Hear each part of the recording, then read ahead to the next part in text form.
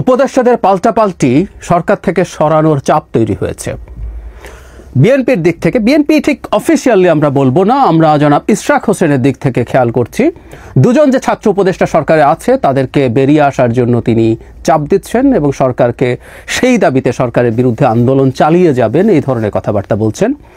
ওদিকে গতকাল নির্বাচন কমিশন মানে তারা যে বিক্ষোভ দেখাতে গিয়েছিলেন এনসিপি, সেখানে জনাব নাসিরউদ্দিন পাটোয়ারিকে আমরা দেখেছি তিনি তিনজন উপদেষ্টা যারা নাকি বিএনপির সাথে অ্যালাইন্ড, মোটামুটি যে ইঙ্গিত তাতে বলেই ফেলা হয়েছে, মন্ত্রণালয় ধরে কথা বলা হয়েছে, ডক্টর আসিফ নজরুল, ডক্টর সালেউদ্দিন আহমেদ এবং ডক্টর ওয়াহিদুদ্দিন মাহমুদ, এই তিনজনকে সরাতে হবে কারণ তারা নাকি বিএনপির সাথে অ্যালাইন্ড, বিএনপি পন্থী। এটা একটা পাল্টা দাবি কারণ যেহেতু দুজনের বিরুদ্ধে অভিযোগ আছে। আমি যদি কাউকে প্রশ্ন করি যে তিনজনকে এনসিপি সরাতে বলছে তার মধ্যে কার প্রতি তাদের ক্ষোভ রাগ সবচেয়ে বেশি হতে পারে, যে কেউ এই পরীক্ষা খুব সহজে পাশ করে যাবেন, এটা ডক্টর আসিফ নজরুল। আমরা দেখেছি যে তার বিরুদ্ধে আলাদাভাবে ক্যাম্পেইন চলছে, এটা নিয়ে আমি কথা বলতে চাই, আমি আলাদাভাবে কথা বলবো। এবং খুবই গুরুত্বপূর্ণ একজন এনসিপি নেতা জনাব সার্জিস আলম স্ট্যাটাস দিয়েছেন, সেটা নিয়ে কথা বলবো। সো সবসময় যেটা হয় যাই ঘটুক না কেন কেসটা ব্যাটাই চোরের মতো, আসিফ নজরুল ব্যাটাই চোর, এটা তো আছেই, সেটা নিয়ে কথা বলতে চাই, খুব দ্রুতই বলবো। কিন্তু এই যে পাল্টাপাল্টি পদত্যাগ চাওয়া হচ্ছে এটাকে আমরা কিভাবে দেখবো সেটা নিয়ে কয়েকটা কথা। ছাত্র যে দুজন উপদেষ্টা আছে আমি ব্যক্তিগতভাবে মনে করি, এটা অনেক আগে একদম যখন সরকার তৈরি ছিল তখনই বলেছিলাম সফটলি যে ছাত্ররা না গেলে ভালো হতো, এই বয়সটা সঠিক বয়স না ওখানে যাওয়ার। যাই হোক, যখন জনাব নাহিদ ইসলাম বেরিয়ে আসলেন তারপরই আসলে তার সাথেই বাকিদের বেরিয়ে আসা উচিত ছিল, কারণ এটা খুব স্পষ্ট যে তাদের মধ্যে এই দলটার সাথে তাদের বন্ধুবান্ধবরা দল তৈরি করছেন। দল তৈরির আগেও তাদের দুটো সংগঠন ছিল, বৈষম্য বিরোধী ছাত্র আন্দোলন তো ছিলই, তার সাথে জাতীয় নাগরিক কমিটি যোগ হয়েছিল, তারা বিভিন্ন ক্ষেত্রে অ্যালাইন্ড আমরা দেখেছি।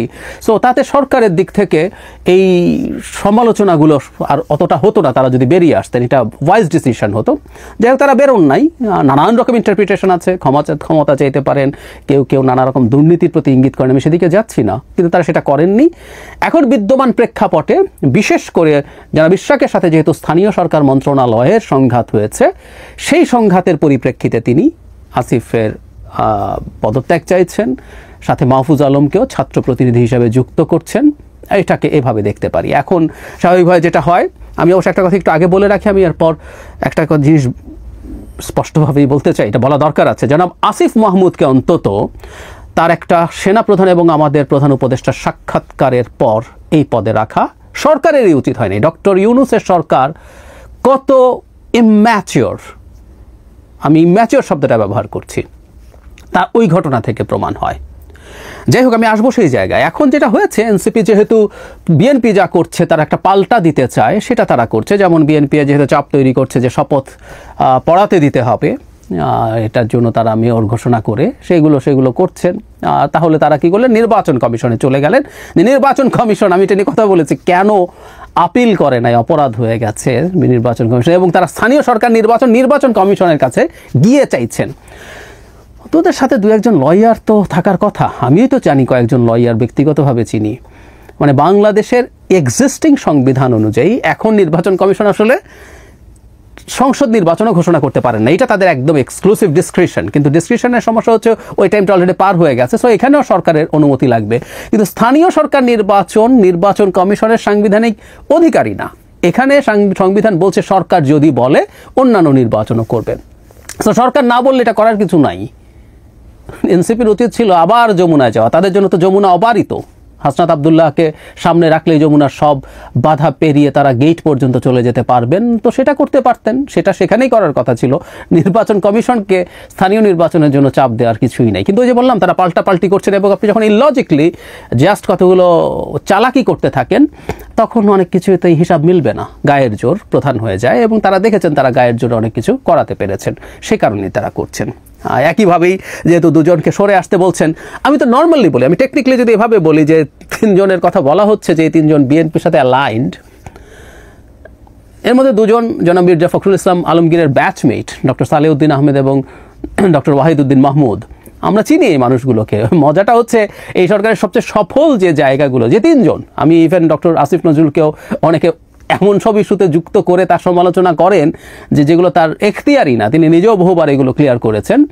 কিন্তু এই তিনজনই সফল। বিশেষ করে অর্থ মন্ত্রণালয় আমরা প্রায় বলি সরকার ইকোনমিক স্টেবিলিটি এনেছে, এটা এনেছে সেটা এনেছে, তো এগুলো কার নেতৃত্বে হয়েছে? তো সফল মন্ত্রীদের ব্যাপারে তারা এই ধরনের অভিযোগ তুলছেন। আর এই দুইজনকে আমরা জানি যে মির্জা ফখরুল ইসলাম আলমগীরের ব্যাচমেট এবং তাদের মধ্যে বন্ধুত্বপূর্ণ সম্পর্ক যদি থেকেও থাকে, এই মানুষগুলোর মানুষ হিসেবে মাপ কোথায়, মান কোথায়, আমরা অনেকেই ব্যক্তিগতভাবে জানি।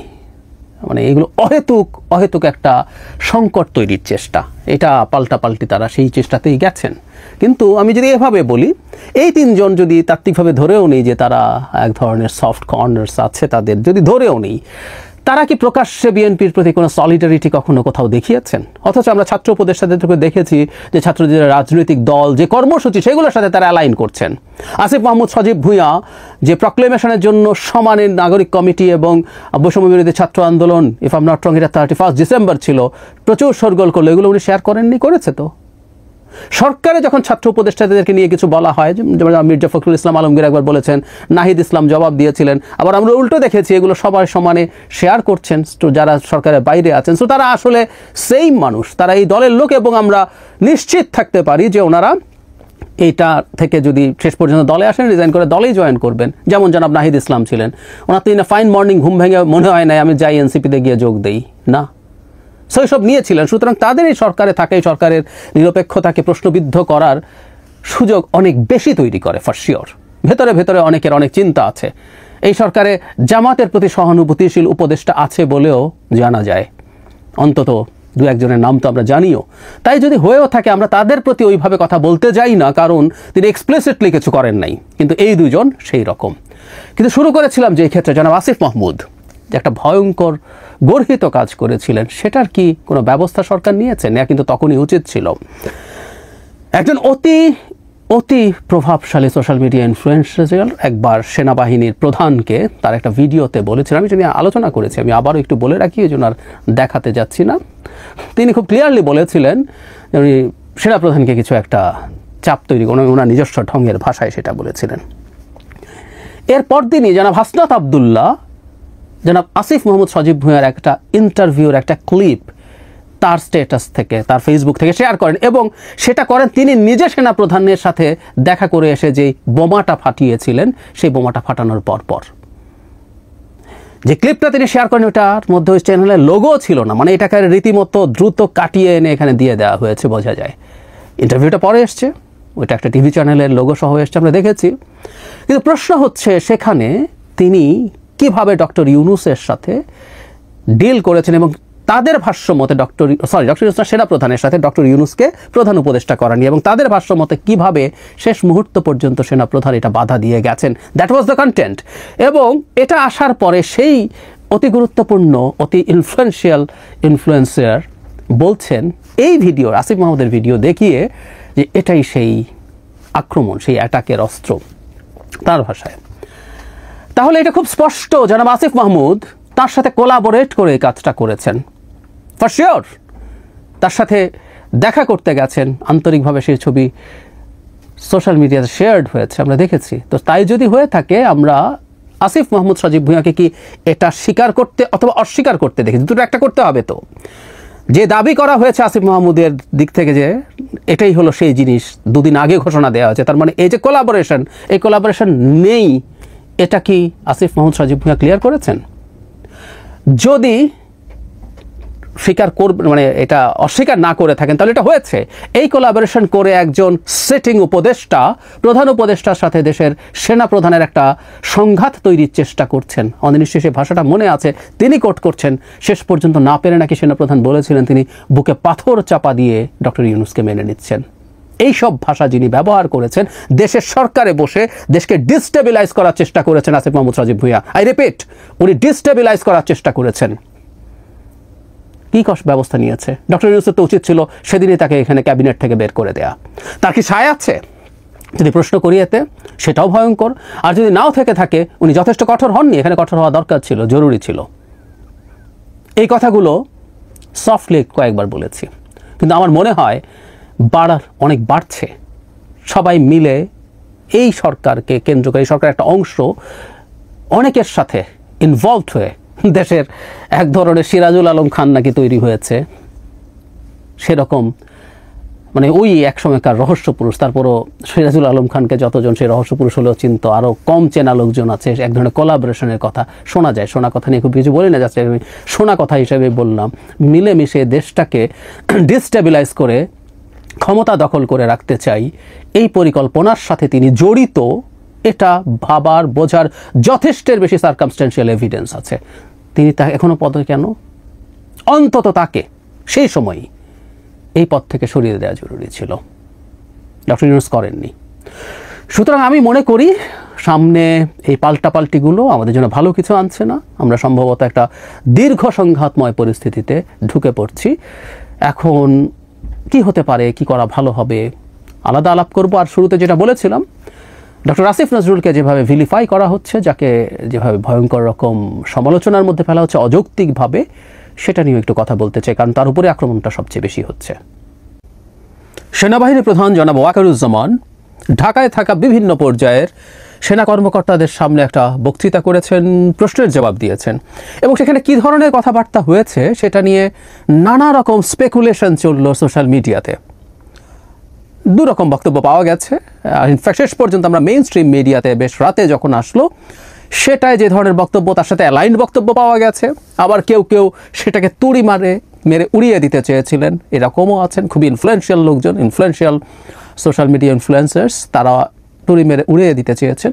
কিন্তু শেষ পর্যন্ত তার বক্তব্য সামনে আসলো, এবং এই মুহূর্তে বাংলাদেশে সবচেয়ে আলোচিত যে ইস্যুগুলো আছে প্রত্যেকটাকেই তিনি অ্যাড্রেস করেছেন।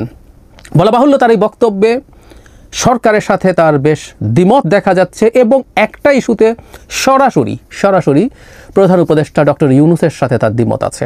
এখন এগুলোকে দিয়ে অনেকে নানান রকম রং চড়ানোর চেষ্টা করবেন আবার, এবং ওই যে বললাম প্রায় প্রতি রাতে কুয়ের কথাবার্তা, মানে মিলিটারি কু অথবা সেনাপ্রধানকে সরিয়ে ফেলা হবে, এসব আলাপ মাঠে ছাড়া হয়, এসব গুজব মাঠে ছাড়া হয়, সেগুলো আবার হয়তো বেড়ে উঠবে।